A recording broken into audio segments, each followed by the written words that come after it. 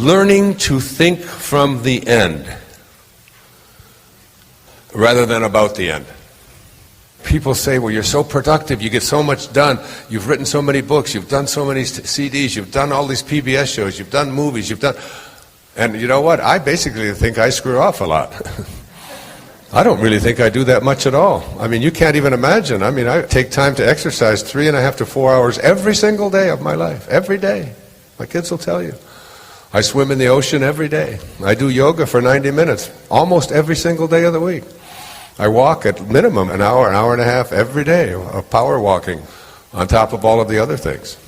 It's hard for me to imagine myself not doing, because my imagination is so strong and such a part of what it is that is my life, that how it manifests isn't nearly as significant as that I keep my imagination sharp and focused.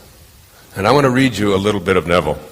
It's a book, Moving from Desire to Wishes Fulfilled, by Neville. The great secret is a controlled imagination and a well-sustained attention firmly and repeatedly focused on the object to be accomplished. It cannot be emphasized too much that by creating an ideal within your mental sphere, by assuming that you are already that ideal, you identify yourself with it and thereby transform yourself into its image.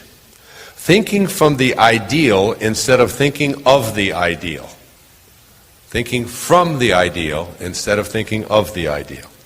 Every state is already there as mere possibilities, as long as we think of them, but as overpoweringly real when we think from them. This was called by the ancient teachers subjection to the will of God, or resting in the Lord. And the only true test of resting in the Lord is that all who do rest are inevitably transformed into the image of that in which they rest. You become according to your resigned will, and your resigned will is your concept of yourself and all that you consent to and accept as true.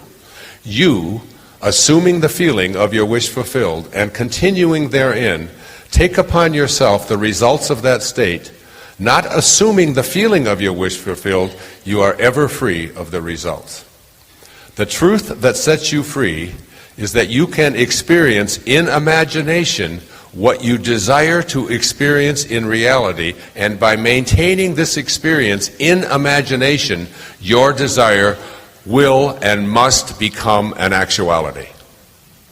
Again, the truth that sets you free is that you can experience in your imagination what you desire to experience in reality, and by maintaining this experience in imagination, your desire will become an actuality.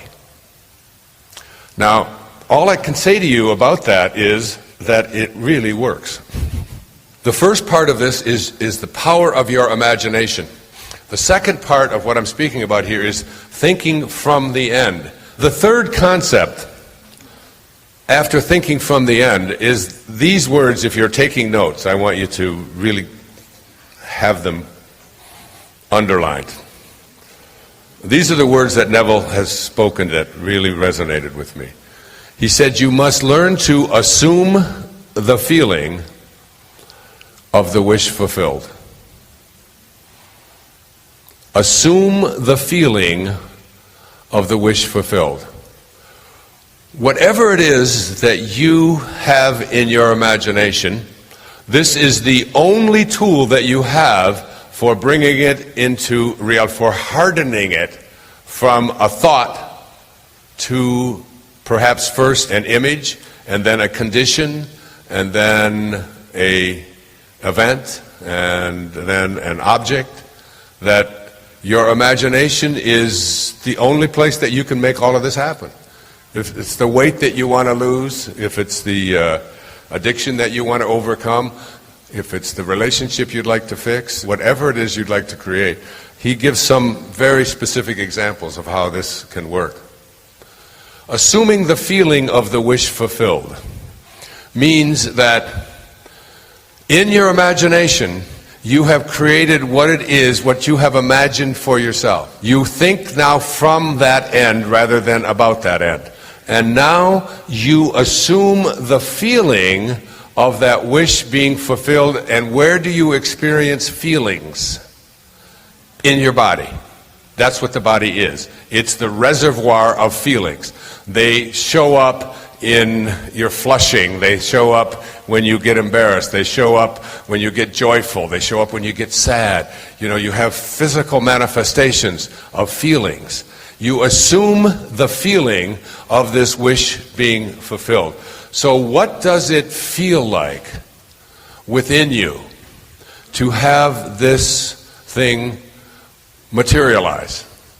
He makes a big case for creation itself, that you have really no control over the details. And you don't get to be a part of creation, he says, because creation is already complete. What you get to decide is what aspect of creation is going to manifest or materialize or show up into your life. That's what you get to do. You don't get to go out there and make mosquitoes or create flowers and all. All of that is being done by the great invisible Tao. What you get to decide is what extent of what is already being created and is part of creation that you are participating in, what share of it is going to manifest and be a part of your life. And you do this through the assumption of a feeling of a wish fulfilled. So that you imagine what it is that you would like to have or to be or to manifest.